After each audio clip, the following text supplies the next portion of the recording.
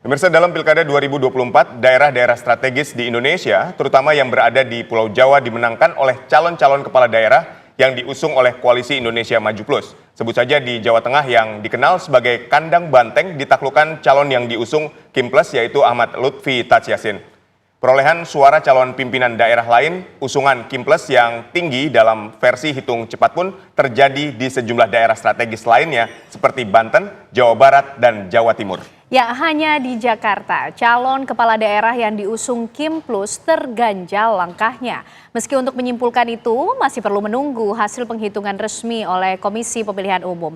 Meski demikian, dominasi calon-calon yang diusung Kim Plus dalam pilkada ini pertanda apa? Kita akan membahasnya bersama dengan pengamat politik Universitas Indonesia, ada Cecep Hidayat, Ketua Tim Pemenangan Pasangan Ridho Ahmad Riza Patria yang nanti akan bergabung bersama kita, dan juga juru bicara PDI Perjuangan ada Seno Bagaskoro. Mas Seno, ini di sejumlah wilayah ataupun juga lembaga survei ini kan sudah melakukan hasil hitung cepat. Tapi apakah PDIP juga sudah melakukan perhitungan secara internal sendiri untuk bisa memonitor bagaimana calon-calon yang diusung PDIP di sejumlah wilayah, khususnya wilayah-wilayah yang strategis? Ya, terima kasih, Mbak. Selamat sore. Jadi pada poinnya sebenarnya dari hasil quick count pilkada kemarin yang kami cermati beserta hitungan internal dari saksi yang sudah kami kumpulkan melalui data-data C1 dari seluruh wilayah Indonesia, sebetulnya menunjukkan bahwa penguatan dari kemenangan pemilu eksekutif PDI Perjuangan di berbagai daerah ini menguat. Artinya apa? Kalau sebelumnya di tingkat gubernur kita menang di 6 daerah, hari ini kita unggul di 14 daerah dari total seluruh provinsi yang ada di Indonesia yang menjalankan pilkada. Lalu dalam konteks kabupaten kota, kita menang di 239 kabupaten kota yang pasangan calonnya adalah pasangan yang diusung oleh PDI Perjuangan. Total maka 239 ditambah 14. Ini dari 545 pilkada. Artinya apa? Di mana-mana penguatan itu terjadi. Di daerah-daerah yang fair play dan sportivitasnya berlaku dengan baik, rakyat mengawasi dengan baik, kami mengalami kemenangan di mana-mana. Di Jakarta pun demikian gitu ya. Selain kemudian di luar-luar, ada di Bangka Belitung, ada di Bengkulu, ada di Riau, ada di Papua, di Jogja mayoritas kabupaten kota dimenangkan PDI Perjuangan. Artinya dengan situasi pemilu yang tidak mudah, dengan berbagai macam intimidasi, mobilisasi kekuasaan yang terjadi di mana-mana, tetapi ternyata banteng masih perkasa. Ini yang harus saya luruskan dulu pertama. Nah, kedua, ternyata kandang bantengnya hari ini itu menguat di Jakarta. Ini di epicentrum politik, budaya, sosial, ekonomi, kultur masyarakat Indonesia. Ini kandang bantengnya sekarang ada di Jakarta. Dengan fakta apa? Fakta bahwa kami unggul dari hampir semua lembaga survei kredibel yang melakukan quick count mengatakan kami unggul. Itu yang pertama. Lalu data yang kami peroleh dari hasil KPU Real Count C1 KWK-nya juga kami mengalami keunggulan di angka 50,07%. Lalu dari lembaga-lembaga independen yang digerakkan oleh anak-anak muda, kami mengapresiasi misalnya ada kawan-kawan di Jaga Suara yang itu melakukan perhitungan secara independen, itu juga menunjukkan angkanya 50,07%, persis sama. Sehingga saya rasa ini membuktikan bahwa apapun kami masih banteng perkasa. Itu, Mbak.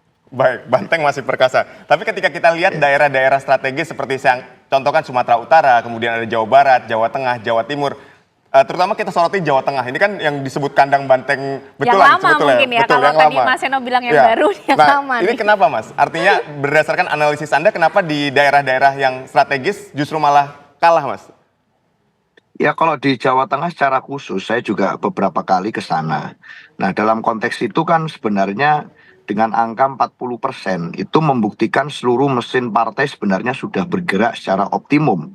Faktanya angka suara PDI Perjuangan di Pileg kemarin itu 25,9%. Dan hari ini di Pilgub mendapat 40, sekian persen versi berbagai quick count. Nah, dalam konteks ini saya rasa satu partai melawan semua partai. Ini semua partai ini dengan catatan ada plus-plusnya juga. Ada endorsement dari mantan presiden, dari artis-artis ibu kota yang melakukan berbagai macam gerakan. ditambah dengan berbagai gerakan-gerakan yang kami catat ini di Jawa Tengah di luar koridor konstitusional dilakukan oleh kekuatan instrumen negara. Ini dengan angka 40,9%. Ini saya rasa membuktikan bahwa sebenarnya semua daya upaya sudah kita gerakan. Tetapi kan menjadi tidak menarik kalau mengatakan bahwa pemilu ini ya kita lihat berbagai macam catatan itu sudah kami kumpulkan dan akan kami laporkan melalui mekanisme legal action yang sesuai. Di Oke. Sumatera Utara misalnya bagaimana pembagian beras yang diberi kode BN itu kan akronimnya sama dengan inisial pasangan calon gubernur yang memenangkan pilkada versi quick count BN, Mas. Sama dengan Bobi Nasution itu dengan beras nasional dibagikan di sana dengan masif. Di berbagai daerah kita menemukan laporan-laporan semacam ini. Nah, buat kami pertarungan itu harusnya di pilkada bukan untuk mengumbar hasrat kekuasaan, tetapi sebenarnya harusnya adalah untuk merayakan kedaulatan rakyat. Tetapi ini kan prinsip-prinsip ini banyak kita temukan dilanggar. Sehingga saya rasa apapun ini akan mendapatkan suatu catatan yang sangat kritis dari sejarah demokrasi kita. Itu Oke, Mbak baik. dan Mas Abid. Ya, Baik. kalau Mas Seno masih optimis, Banteng masih perkasa nih Kang Cecep, tapi melihatnya fenomenanya atau analisanya apa nih yang terjadi Kang Cecep? Meskipun kita masih menunggu hasil hitungan resmi dari KPU, tapi sejumlah lembaga survei merilis hasil hitung cepatnya, sepertinya ini pasangan calon ataupun calon-calon yang diusung oleh Kim Plus lebih unggul di sejumlah daerah strategis, Kang Cecep.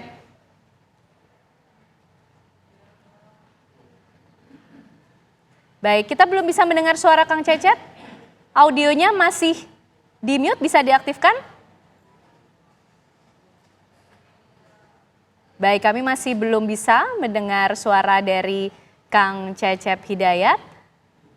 Baik, kita akan memperbarui hubungan komunikasi dengan Kang Cecep, tentunya masih juga akan berbincang dengan Mas Seno, tapi usai jeda pemirsa kami akan kembali untuk Anda. Baik, tadi dikatakan oleh Mas Seno, Banteng ini masih perkasa dengan data-data yang sudah diuraikan. Saya ingin ke Kang Cecep. Kang Cecep, tapi kita lihat di sejumlah daerah strategis ini di Pulau Jawa, paslon dari Kim Plus ini unggul di hitung cepat. Anda menganalisisnya seperti apa? Cek ya, kita lihat dari hasil quick count ya. Terdapat dominasi Kim Plus di daerah-daerah strategis, baik itu di Sumatera Utara maupun tentu saja di wilayah-wilayah di Jawa, ya di Pulau Jawa, yaitu Jawa Tengah, Jawa Barat, Jawa Timur, dan juga Banten. Nah, hal ini menjadi pertanda penting sebenarnya. Hal ini bisa kita jelaskan dalam beberapa hal. Pertama, ternyata ada efektivitas dari koalisi Kim Plus itu sendiri. Nah, kenapa dia bisa ada efektif? Ternyata Kim Plus ya dengan kekuatan strategi politiknya itu ya dengan kita tidak membahas strategi apa ya, tapi kira-kira dengan ada strategi politik yang dipilih itu akhirnya bahkan koalisi ini bisa mengalahkan kandang banteng yang sebelumnya yang Jawa Tengah yang sekarang sudah bergeser ke Jakarta. Nah, ini kan menunjukkan efektivitas. Kemudian yang selanjutnya masalah efektivitas dari koalisi Kim Plus ini adalah dukungan Jokowi. Bagaimana dukungan dari Presiden ke-7 Indonesia ini ternyata dalam derajat tertentu bisa memberikan efek elektoral yang kuat yang bisa mengkonsolidasikan ya suara pemilih yang loyal di daerah-daerah seperti itu. Itu yang pertama. Kemudian yang selanjutnya adalah adanya signifikansi dari daerah strategis sendiri. Ya memang kalau kita perhatikan Jawa sebagai pintu politik nasional ini kan penting ya untuk 5 tahun ke depan. Dominasi dengan dominasi atau menang Kim Plus di provinsi strategis Jawa Barat, Jawa Timur, Baik, Jawa Kang Tengah, Cecep. Banten dan terusnya itu punya pemilih besar dan punya dampaknya di masa depan. Oke, Ya. baik. Nampaknya mesin elektoral dari mesin dukungan dari Kim Plus ini berjalan dengan efektif. Sudah bergabung juga bersama kita Bang Riza. Bang Riza, di sejumlah daerah strategis ini khususnya di Pulau Jawa, paslon dari Kim Plus ini unggul dihitung cepat sejauh ini. Dan apakah ini sudah sesuai target yang kemudian dicanangkan sejak awal, Bang Riza? Ya, tentu kami bersyukur, berterima kasih kepada seluruh masyarakat di setiap isi kabupaten di seluruh Indonesia yang memang sedang melaksanakan pilkada. Alhamdulillah pasangan calon yang diusung oleh Partai Gerindra, oleh Kim maupun Kim Plus, alhamdulillah secara umum banyak sekali yang berhasil dan menang sesuai dengan target dan harapan. Tentu ini berkat kepercayaan masyarakat Oke, kepada pasangan calon yang Baik. kami usung. Bang Riza. Baik, Bang Riza nampaknya harus ditahan terlebih dahulu karena kita akan mendengarkan terlebih dahulu konferensi pers yang akan disampaikan oleh Presiden Republik Indonesia Prabowo Subianto. Ya, Presiden Prabowo Subianto menyampaikan kenaikan upah minimum provinsi sebesar 6% dan sebelumnya kemarin di peringatan Hari Guru juga ada kenaikan untuk guru ASN dan non-ASN. Kita lanjutkan dialog kita kembali. Bang Riza, tadi pertanyaan yang belum dijelaskan secara menyeluruh di sejumlah daerah strategis di Pulau Jawa, paslon dari Kim Plus ini unggul dihitung cepat. Apakah ini sudah sesuai dengan target? Silakan, Bang Riza. Ya, semuanya sesuai dengan target dan harapan ya secara umum. Tadi seperti di Jawa Tengah, di Banten, apalagi di Jawa Timur, di di Jawa Barat, di Sumut dan di Sulsel, umpamanya di beberapa daerah lainnya, alhamdulillah memenuhi target yang diharapkan, bahkan ada beberapa daerah melebihi dari target ya, kecuali memang di DKI Jakarta. Untuk beberapa daerah lainnya di luar DKI Jakarta memang memenuhi target, bahkan melebihi target, karena memang banyak sekali faktornya, diantaranya di Jawa Tengah. Pasangan kami itu pasangan nasionalis religius ya, berbeda dengan lain yang sama-sama nasionalis. Pasangan kami lama ya di Jawa Tengah, seperti Tarji Asin sebetulnya pernah menjadi wakil gubernurnya Mas Ganjar, dan anak dari Maimun ya, ulama besar di Jawa Tengah dan Indonesia tentunya. Oke. Juga Pak Lutfi, Kapolda sebelumnya juga tour of duty-nya memang kebetulan banyak di Jawa Tengah dan dekat dengan masyarakat, Baik, Bang Riza. dekat dengan Wong Cilik. Jadi banyak faktor. Begitu juga di daerah-daerah lain kenapa kita menang. Selain program-programnya, kedekatan, sering turun.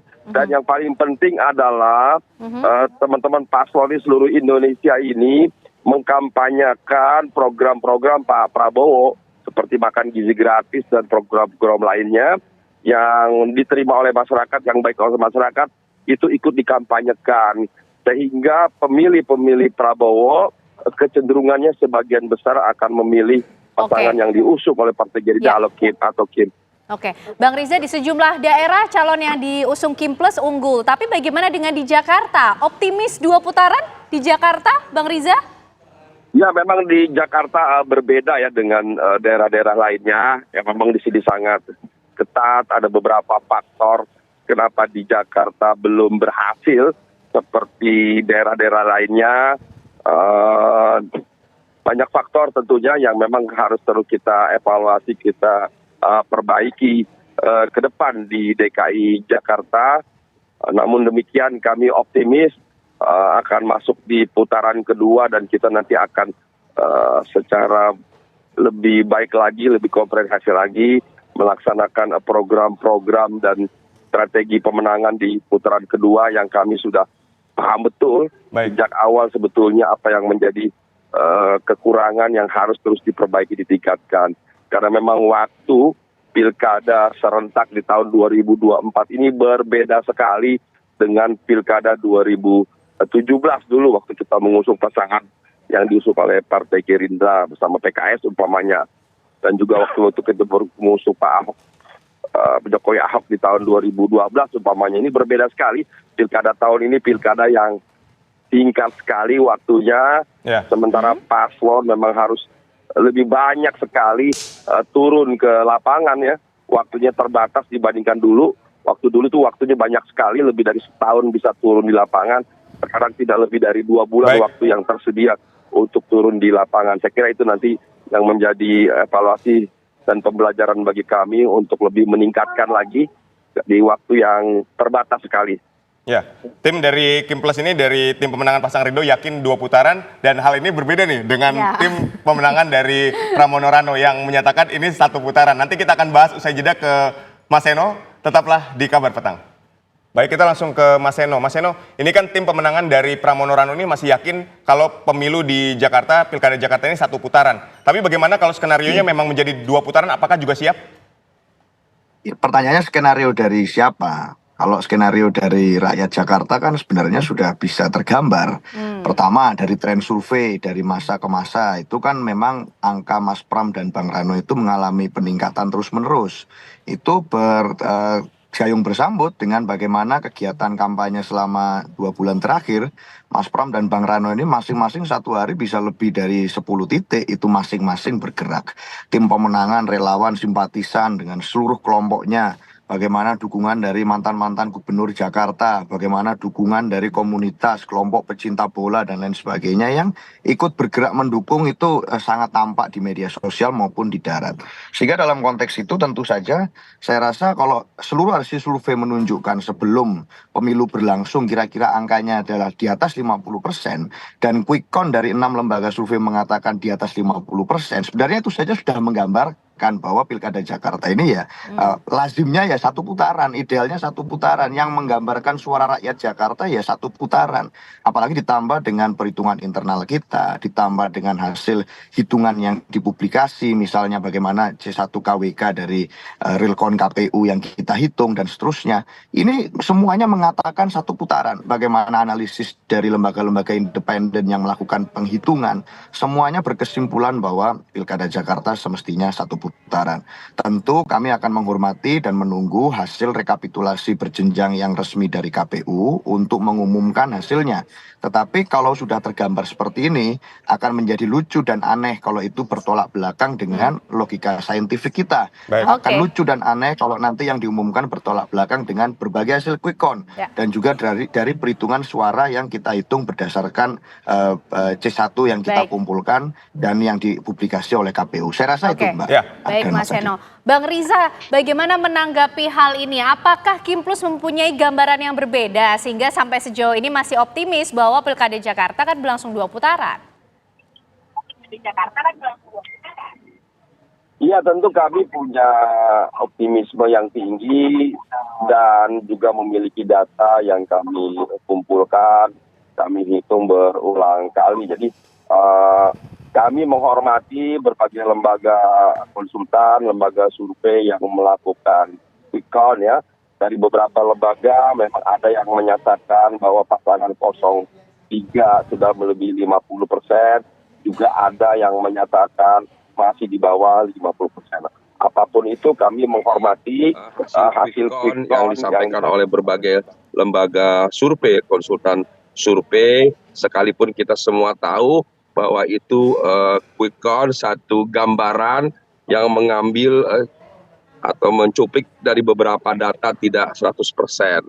Yang sesuai dengan peraturan perundang-undangan pilkada dan regulasi lainnya, PKPU dan sebagainya, serta Bawaslu, bahwa nanti yang benar dan yang legitimate, yang sah adalah hasil perhitungan suara berjenjang secara manual yang dilakukan oleh KPU, mulai dari TPS, PPK di kecamatan, kabupaten, kota, sampai dengan provinsi. Yang sekarang sedang berlangsung, sudah selesai kemarin di TPS, sekarang mulai hari ini berlangsung di kecamatan atau PPK. Kita tunggu saja hasilnya nanti, kita menghormati Baik, Bang lembaga Riza. survei, konsultan, kita Baik. menghormati KPU, dan itu harapan kami tidak ada satu proses yang mencederai daripada perhitungan suara Oke, maupun Bang Riza. rekapitulasi, dan kami optimis bahwa pada putaran kedua nanti pasangan Ridho akan menang di Pilkada DKI Jakarta. Baik, kita ke Kang Cecep. Kang Cecep, ini unggul pilkada di sejumlah daerah tapi terganjal di Jakarta. Analisis Anda seperti apa? Silakan, Kang Cecep. Ya, karena gini ya, bicara Jakarta berbeda dengan karakteristik pemilih di provinsi atau wilayah yang lain. Karakteristik dari pemilih Jakarta itu sendiri ya, karakteristik pemilih yang rasional dan juga kritis. Meskipun sebenarnya kalau kita perhatikan, yang masyarakat Jakarta yang menggunakan hak pilih itu kurang dari 60% ya, 50 sekian persen. Ini sebenarnya tantangan sebenarnya. Kenapa bisa seperti demikian?